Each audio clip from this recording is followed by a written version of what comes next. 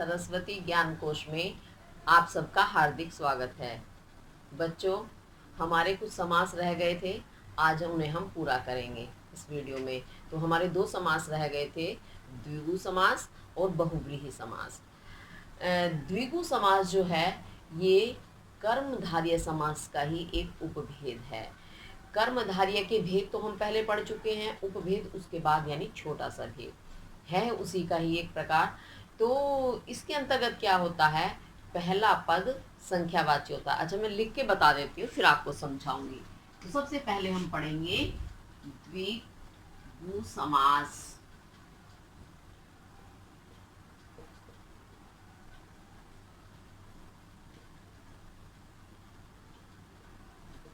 इस समास में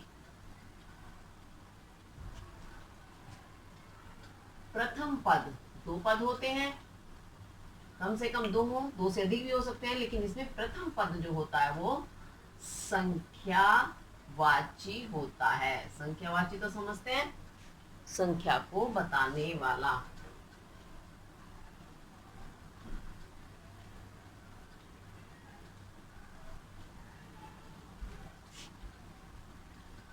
होता है और विशेषण का कार्य करता है वो किसके, दूसरे पद का, और दूसरे पद के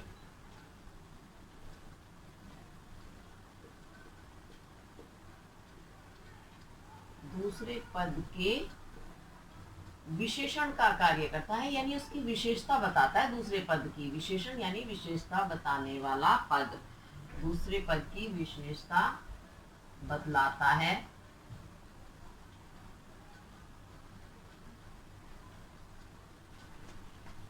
जैसे एग्जाम्पल दे देती हूँ एक मैं,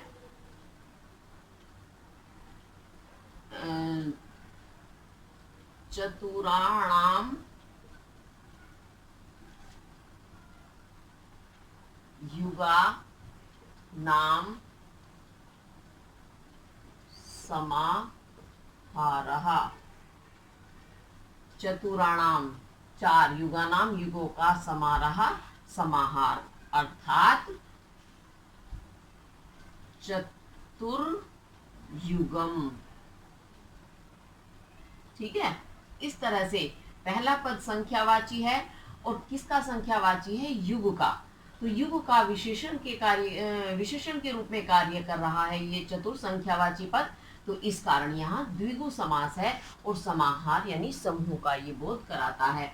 द्विगु पद जो है वो भी अपने आप में एक, देखिए, संख्यावाची द्विगु, गु या ब्रैकेट में गो है ना, लिख दे रही हूं मैं, गु यानी गो। तो द्वि दो, गु गो, जो दो गायों का समूह है वो द्विगु कहलाएगा। ठीक है, तो ये स्वयं में ही संख्यावाची है, आप इसे पहचान सकते हैं।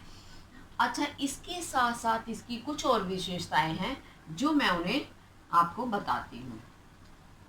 एक तो सबसे पहला नियम इसका यही है कि यह समूह का बोध कराता है। समूह यानी समाहार, समाहार यही है, समूह के लिए ही आया है। तो समूह का बोध कराता है, यानी हर चीज को समूह में बताता है। एक की गिनती नहीं होगी, अब गिनती है तो बहुत सारी चीजों की होती है। पहला तो इसका नियम यही है। दूसरा, इसमें समाहार शब्द लगता है। समूह बताने के लिए समाहार शब्द का प्रयोग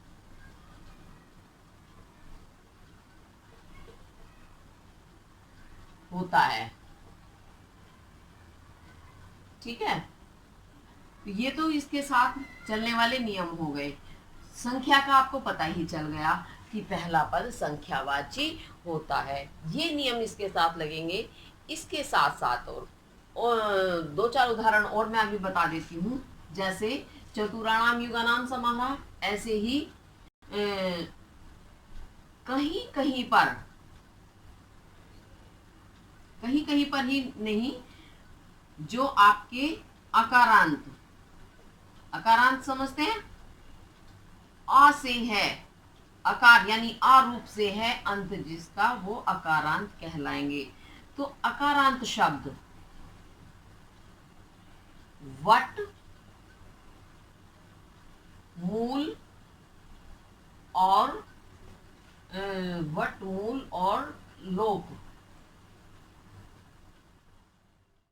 तो मूल अकारांत शब्द वट, मूल, लोक आदि के साथ समास होने पर, अभी मैं ऊपर से मिटा रही हूं, आपने नोट तो कर लिया होगा क्योंकि नीचे जगह नहीं है।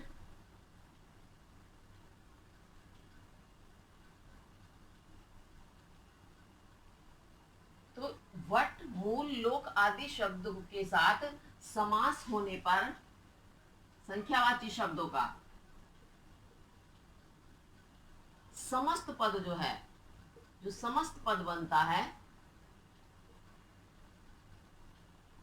समस्त पद स्त्री, ईकारांत स्त्रीलिंग, यानी इकार से है अंत जिसका, तो वो कहलाएगा इकारांत। इकारांत स्त्रीलिंग, स्त्रीलिंग, पुल्लिंग, नपुंसकलिंग पढ़ चुके हैं आप, आपको पता होगा सबको ये। तो स्त्रीलिंग में समस्त पद इकारांत स्त्रीलिंग में बनता है।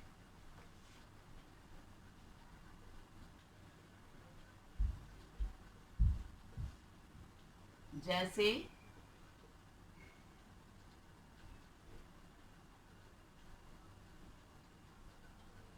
त्रेया, राम,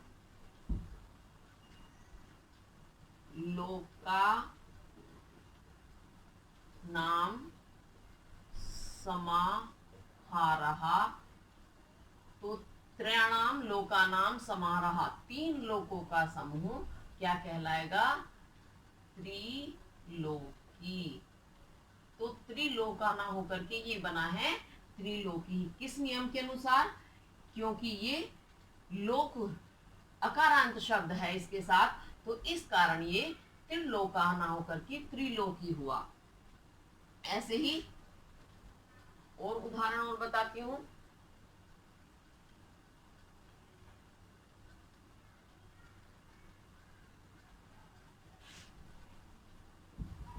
पंचा नाम, वटानाम, समाहारहा। तो पंचानाम पांच, वटानाम वट, वट आपका इसके अंतर्गत ही आ रहा है अकारांत के। तो समाहारहा समूह क्या कहलाएगा? पंचवटी।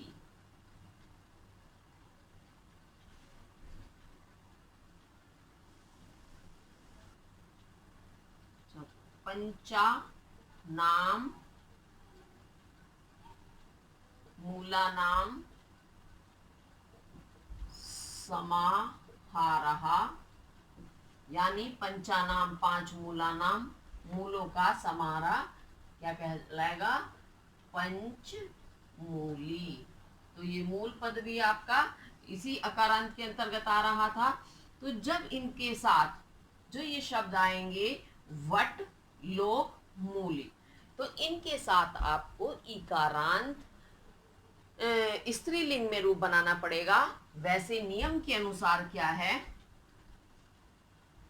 जो द्विगु समास का नियम है उसके अनुसार जो नियम है, हमने पहले 3 नियम पढ़े, चौथा नियम ये है कि समस्त पद, द्विगु समास का समस्त पद जो है वो नपुंसकलिंग,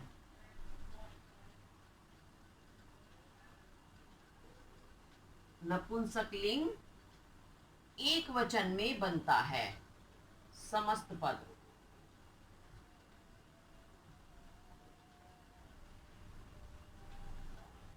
ठीक है। जब आप बाकी और जगह समस्त पद करेंगे तो वहां पर आपको नपुंसकलिंग एक वचन में बनाना है द्विगु समास का रूप, ठीक। उसके साथ अच्छा, ये अकारांत 3 जो शब्द हैं इनके साथ तो आपको स्त्रीलिंग रूप बनाना है, लेकिन उसके अलावा जो आपके आते हैं, ऊपर से ही मिटा रही हूं मैं,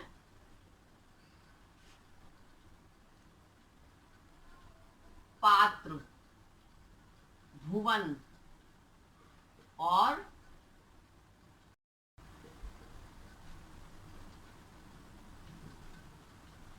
युग, ये जो है देखो, ये भी अकारांत है, पात्र में भी अंतिम वर्ण आ है, भुवन में भी, युग में भी। इनके साथ स्त्रीलिंग का रूप नहीं बनेगा। इनमें इनके साथ है ये अकारांत, लेकिन इनके साथ आपको नपुंसकलिंग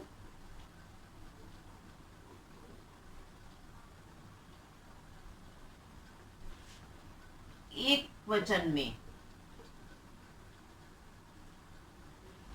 एक वचन का रूप बनता है।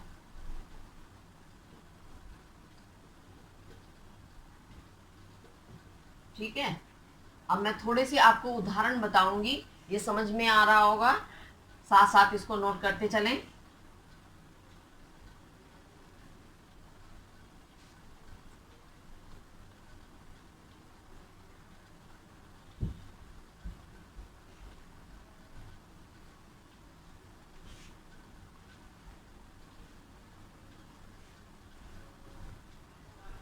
पंचानाम, अच्छा ये मत सोचिएगा कि पंच का ही मैम ले रही है, पंच सप्त अष्ट आप कुछ भी ले सकते हैं।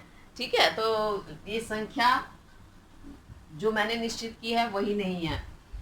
पंचानाम पात्राणाम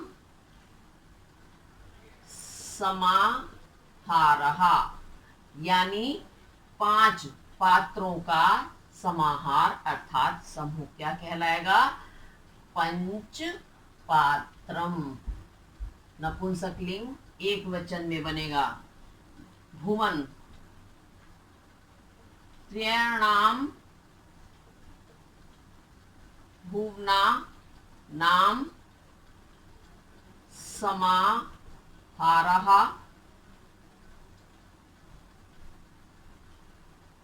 त्रिभुवनम। ऐसे ही चतुराणाम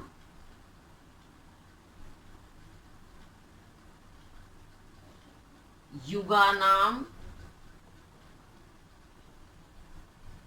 समाहारः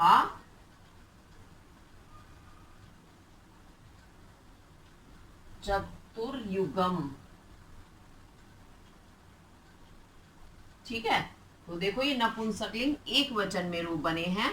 इस तरह से आपके सामने बहुत सारे शब्द आएंगे, तो कहीं आपको स्त्रीलिंग का, जैसे अष्टाध्यायी है तो अष्टानाम अध्यायानाम समारोह अष्टाध्यायी कहलाएगा, क्योंकि उसमें अकारांत शब्द आ गया है अध्याय। तो एक चीज और आपको नोट करनी है, द्विगु समास में संख्यावाची पद और उसके बाद जो दूसरा पद आता है, जो आपका क्या होता है, पहला पद संख्यावाची, दूसरा पद कहलाता है संज्ञावाची, यानी किसी वस्तु, व्यक्ति, स्थान का नाम। तो ये दोनों ही षष्ठी विभक्ति बहुवचन में होते हैं। बहुवचन में तो होंगे क्योंकि समाहार दिखाया जा रहा, और अंत में समाहार पद लगता है। तो इस तरह से आपका द्विगु समास बनता है। ये आपको द्विगु समास का मैंने समझा दिया, इसको अच्छे से करो। उसके बाद हम बहुव्रीहि समास और हमारा रह रहा है, इसे भी साथ साथ कंप्लीट कर लेते हैं। ठीक है, अब मैं जरा इसे रफ कर देती हूँ।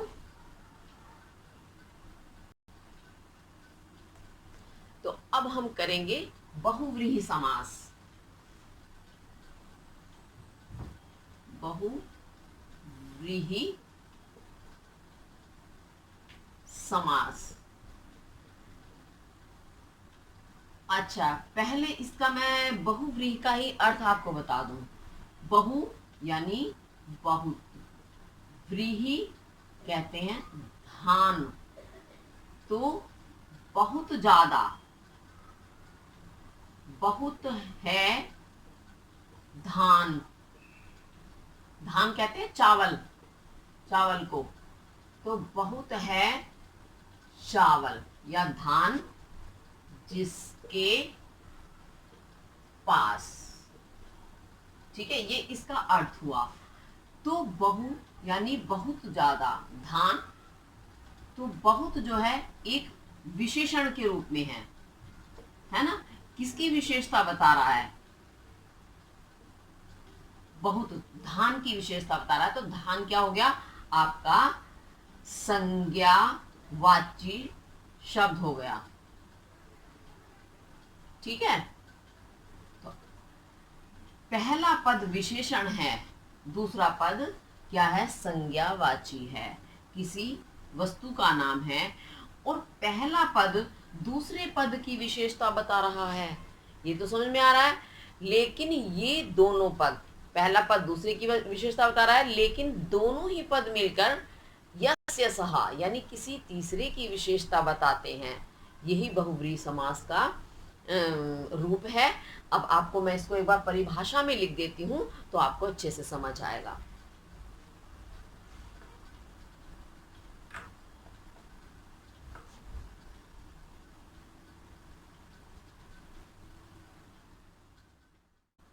तो देखिए, जिसमें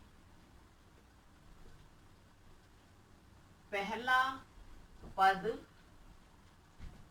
विशेषण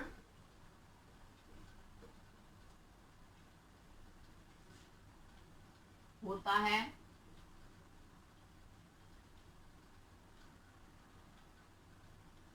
दूसरा पद, और दो से अधिक भी हो सकते हैं, दूसरा पद संज्ञावाची होता है।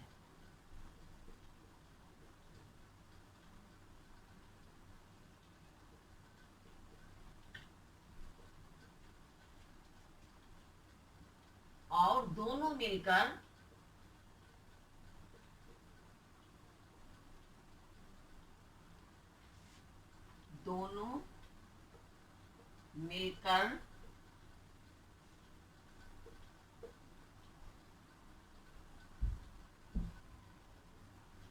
किसी तीसरे की विशेषता बताते हैं।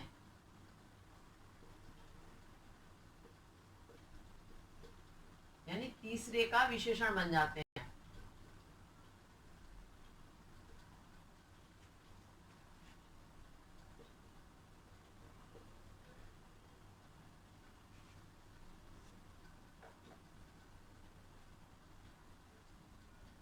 किसी तीसरे की विशेषता बताते हैं, वहां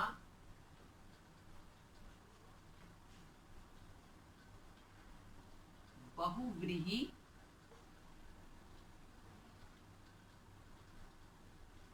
समास होता है। और इसके साथ एक चीज और है, यत के शब्दों, यत की विभक्तियां बोलेंगे, यत की विभक्तियों का प्रयोग होता है आवश्यकता अनुसार।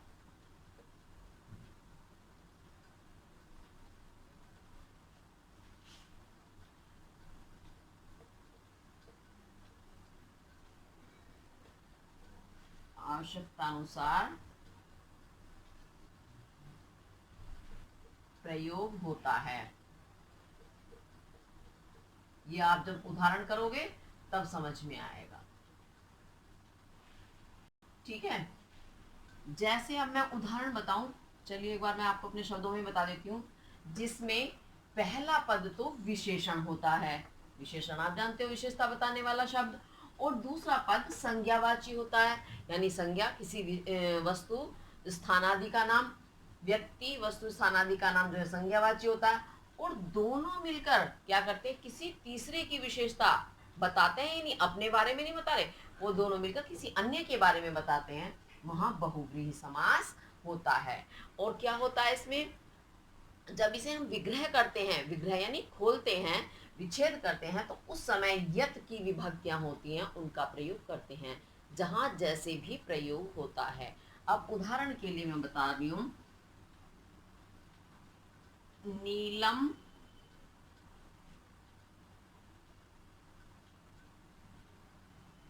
अंबरम, यहां भी विसर्ग ही लगेगा, संधि का प्रयोग करेंगे, सॉरी विसर्ग नहीं, अनुस्वार। नीलम अंबरम यस्य सहा। अब देखो, नीलम नीला, अंबरम वस्त्र, यस्य सहा जिसका है, वह कौन, यानी पहला पद क्या हो गया, विशेषण हो गया। नीला किसका विशेषण है, अंबरम, अंबर का अर्थात वस्त्र का। तो पहले पद ने दूसरे की विशेषता बताई, लेकिन दोनों मिलकर यस्य सह, जिसका है वह, अर्थात तीसरा व्यक्ति कौन, जिसने नीले वस्त्र पहने होंगे, या मैंने नीला लिखा है, यहाँ आप नीले की जगह पीला लिख दोगे, तो पीतम अंबरम यस्य सहा, पीला है वस्त्र जिसका, अर्थात कौन पहनते हैं पीले वस्त्र, कृष्ण जी, है ना। तो कृष्ण अर्थात कृष्ण आ जाएगा। चलिए, नीले वस्त्र वाले तो भगवान जी अभी नहीं देखे हैं, आप लोगों ने भी, हमने भी, तो हम पीतम ही कर देते हैं। तो पीतम अंबरम यस्य सह, अर्थात कृष्ण, कृष्ण जी के वस्त्र पीले होते हैं। तो दोनों पदों ने मिलकर के किसकी विशेषता बताई, कृष्ण की, अर्थात तीसरे व्यक्ति की। इस कारण यहाँ बहुव्रीहि समास है। ठीक है, ये हो गया। तो यत जो आपका शब्द है, यत का रूप चला यहाँ यस्य, षष्ठी विभक्ति का है ना, जिसके हैं संबंध जुड़ रहा है। तो ये तो आपका एक मैंने उदाहरण दिया, उसी के साथ साथ इसके रूप भी दो तरीके से चलते हैं, रूप नहीं, यानी इसके भी दो भेद हो जाते हैं बहुव्रीहि के। कैसे, क्योंकि जैसे तत्पुरुष समास में समानाधिकरण और व्यधिकरण है, वैसे ही स्थिति वहां भी है। तो जहां दोनों पदों में समान विभक्ति होगी वो आपका समानाधिकरण कहलाएगा, समानाधिकरण बहुव्रीहि समास। ठीक है, तो ये किसका उदाहरण है, समानाधिकरण।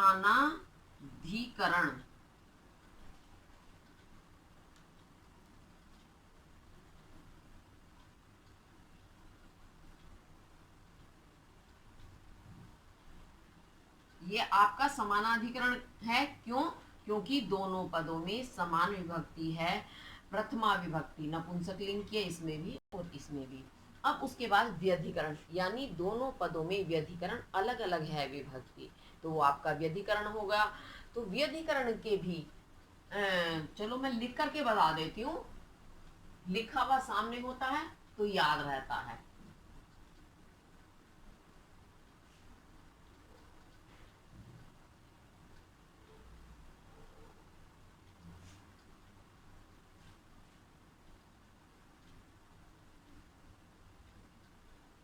बहुव्रीहि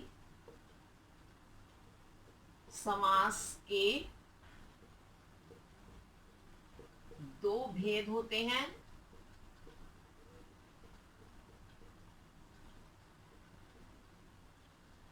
नंबर 1, समानाधिकरण,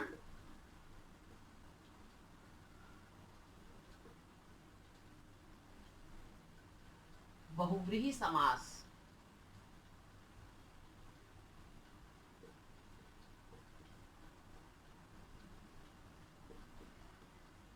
और दूसरा होता है व्यधिकरण,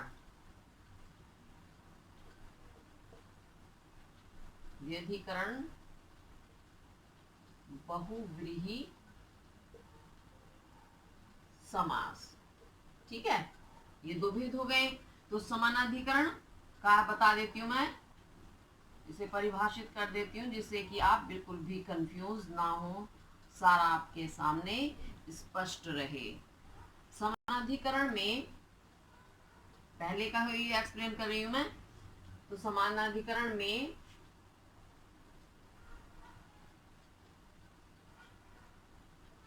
दोनों पदों में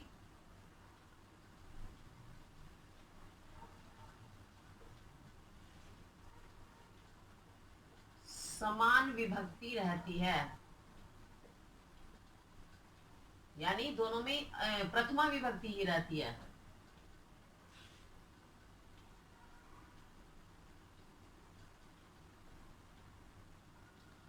दोनों पद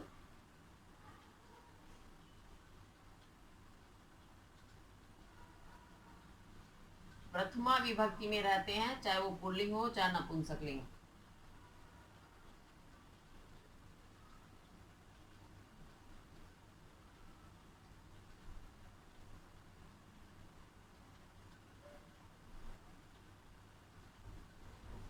ठीक है, तो समानाधिकरण में दोनों पद समान विभक्ति में रहते हैं और दोनों पद प्रथमा विभक्ति में रहते हैं, चाहे वो नपुंसकलिंग में हो चाहे वो पुल्लिंग में हो। तो पहला नियम तो ये हो गया आपका समानाधिकरण का। अब व्यधिकरण मैं बता देती हूँ। समानाधिकरण का उदाहरण मैंने अभी आपको बताया था, पीतम अम्बरम यस्य सह, नीलम। चलो ये मैं आपको बता चुकी हूँ, दूसरा उदाहरण बता देती हूँ। ऊपर ही मिटा के लिख रही हूं मैं, स्पष्ट होना चाहिए। तो ये इसी का ही है समानाधिकरण का उदाहरण, नीलम उत्पलम यत् सा। तो नीला है उत्पल कमल जो, सा वह क्या कहलाएगा, नीलोत्पलम। जब आपने इसको एक साथ लिखा है तो यहाँ संधि होकर के ऊ का ओ बन गया है। ठीक है, तो नीलोत्पलम, नीला है उत्पल कमल जिसका, यानी जिसके पास नीला कमल हो। तो ये आपका देखो दोनों में समान विभक्ति है, समान अधिकरण का हो गया। अब देखते हैं हम व्यधिकरण। अब व्यधिकरण में क्या होता है,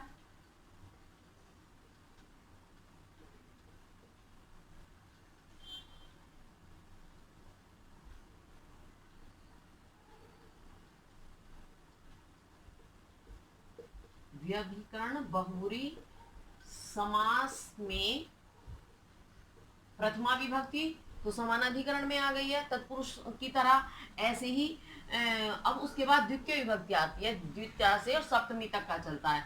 तो व्यधिकरण बहुब्री समास में दोनों पदों में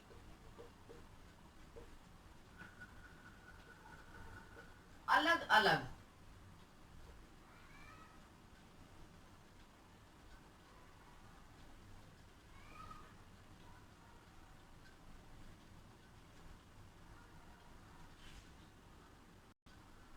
अलग अलग विभक्ति होती है। ठीक है,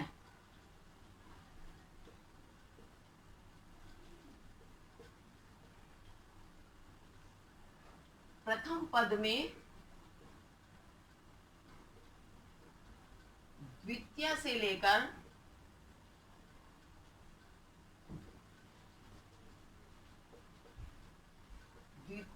लेकर सप्तमी तक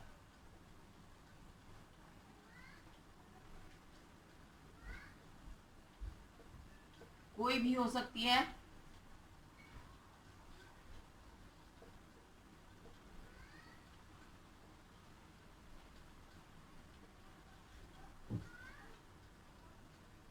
ठीक है, और द्वितीय में तो अधिकता रहती है, और दूसरे पद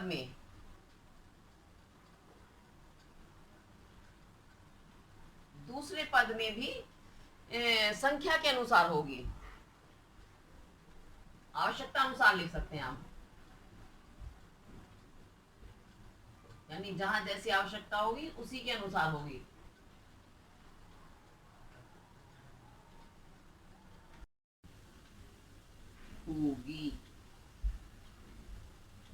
तो अब ये मैंने आपको सारी स्थिति स्पष्ट की है कि व्यधिकरण बहुब्री समास में दोनों पद अलग अलग विभक्तियों में होते हैं। प्रथम में यानी प्रथम पद में, पद यानी शब्द में द्वितीय से लेकर सप्तमी तक का कोई भी पद हो सकता है, कोई सी भी विभक्ति हो सकती है, और दूसरे में आवश्यकता अनुसार होगी। तो व्यधिकरण का मतलब मैं पहले भी बता चुकी हूँ कि जो जिसमें अलग अलग अधिकरण हो, यानी जिनका आधार अलग हो। अब जैसे देखो, पहले मैं दूसरे का द्वितीय विभक्ति का उदाहरण देती हूँ, क्योंकि प्रथमा में तो समान है ही, वो आपके समानाधिकरण में आ गई। तो इसमें द्वितीय से शुरू होगा, जैसे प्राप्तम, उदकम, यम सहा। प्राप्तम, प्राप्त है, उदक कहते हैं जल, प्राप्त है जल, यम जिसको, सहा वह, यानी जिसे जल प्राप्त है। तो ये दोनों पद मिलकर के किसी तीसरे की विशेषता बता रहे हैं, अर्थात वह ग्रामः, वह गांव जहां पर जल प्राप्त है, सभी के लिए प्राप्त होगा। तो पहला पद क्या है, विशेषण है, प्राप्त है क्या, उदक जल, ये संज्ञावाची हो गया जल। तो दोनों मिलकर के तीसरे की विशेषता बता रहे हैं। दोनों पदों में कौन सी विभक्ति लगी है, द्वितीय विभक्ति लगी है। इस कारण ये किसका उदाहरण हो गया, द्वितीय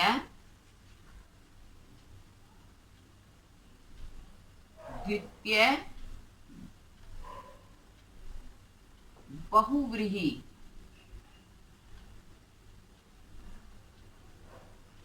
समास का, ये द्वितीय बहुव्रीहि समास का उदाहरण है। ठीक है, इसे आप करें। अब मैं फिर आगे और दूसरे उदाहरण बता देती हूँ। द्वितीय बहुव्रीहि समास,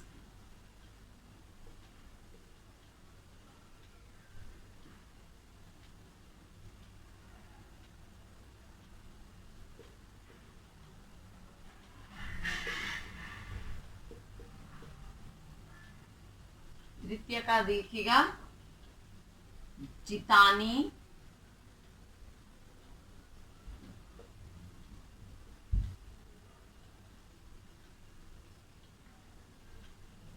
इंद्रियाणि,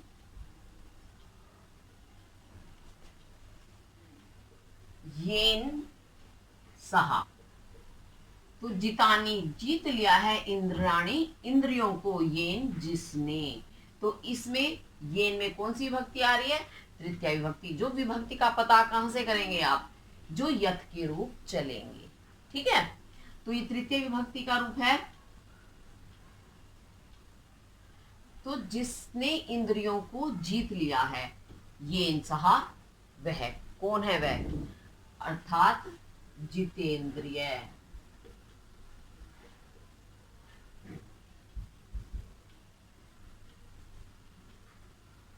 वो जितेंद्रिय कहलाएगा। ठीक है, तो दोनों पदों ने मिलकर के किसी तीसरे की विशेषता बताई है, जितेंद्रिय पुरुष, जिसने अपनी इंद्रियों को जीत लिया है। और ये में तृतीय विभक्ति है, तो इससे पता चल रहा है हमें कि तृतीय बहुव्रीहि समास का उदाहरण है। उसके बाद हम चलते हैं चतुर्थी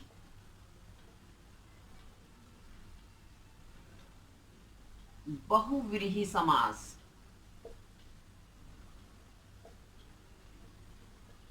अब इसका उदाहरण देखेंगे, दत्तः, धनः, यस्मै सहा। दत्तः, देने के लिए, धनः, धन, यस्मै, जिसके लिए, सहा, वह कौन है, जिसके लिए धन लाया गया है देने के लिए, यानी वह कोई पुरुष होगा, है ना। तो पुरुषः।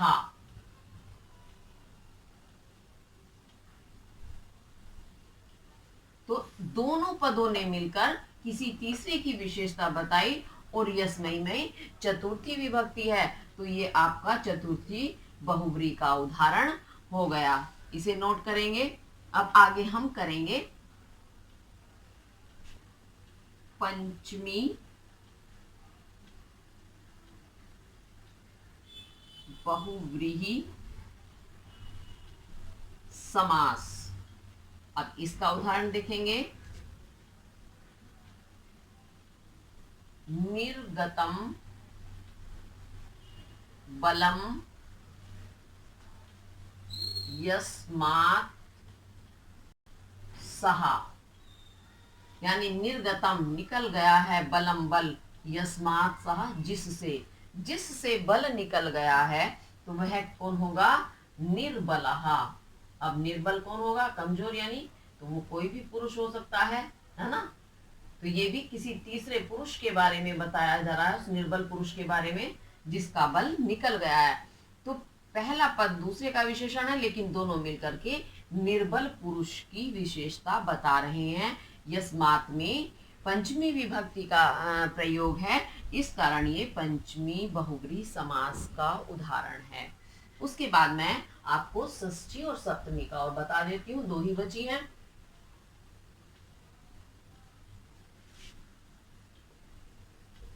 षष्ठी बहुव्रीहि समास। आप षष्ठी बहुव्रीहि का देखेंगे उदाहरण। चक्रम पाणौ यस्य सः।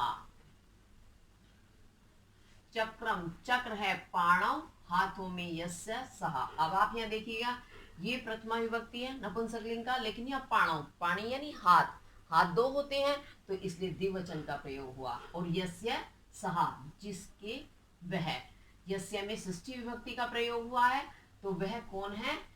विष्णु। विष्णु भगवान के हाथ में चक्र रहता ना, तो ये आपका षष्ठी बहुव्रीहि का उदाहरण हुआ। तो दोनों पदों ने मिलकर किसी तीसरे व्यक्ति की विशेषता बताई है। ठीक है। अब सप्तमी।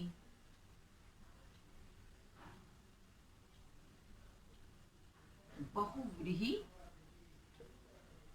समास। अब इसका उदाहरण देखेंगे। वीरः पुरुषः यस्मिन् सः। वीरः, वीर, पुरुषः, पुरुष है, यस्मिन्, जिसमें, सः, वह।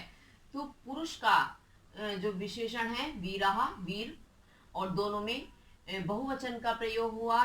यस्मिन में सप्तमी विभक्ति का प्रयोग हुआ है। तो वीर है पुरुष जिसमें, ऐसा, अर्थात कोई तीसरी चीज क्या है जहां वीर पुरुष है? वह ग्रामः, वह गांव जहां पर वीर पुरुष हैं। तो दोनों पदों ने मिलकर के ग्राम की विशेषता बताई है। और यस्मिन, जिसमें अधिकरण कारक है, तो उस अधिकरण कारक में सप्तमी होती है, तो यह आपका सप्तमी बहुव्रीहि समास का उदाहरण है। ये आपका बहुव्रीहि समास के सारे मैंने बता दिए हैं आपको, इन्हें अच्छे से करेंगे। और इसी के साथ मैं आपको थोड़ा सा होमवर्क दे देती हूँ, आप उन्हें करके और कमेंट करके मुझे दिखाएंगे, और समझ ना आए तो फिर मुझसे पूछ भी सकते हैं कमेंट में, मैं उनका आंसर आपको बताऊंगी। ठीक है। तो अब मैं थोड़े से उदाहरण आपको लिख देती हूँ।